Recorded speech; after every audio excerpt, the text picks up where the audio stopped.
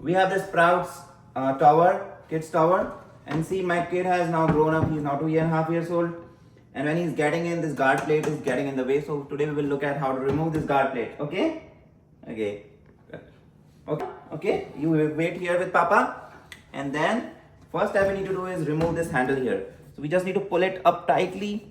And then this comes up and then this will come like this. Neil, can you please hold for me? So now once this comes out, we can move these parts a little bit on the side. And then take this plate out. And then we can put this back. Okay, Neil, can you go in again now?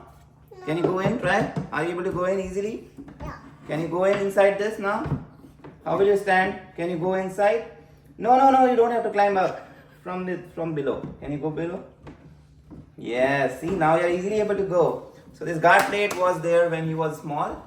Now he's grown up. We don't need it, right? Okay. Thank you.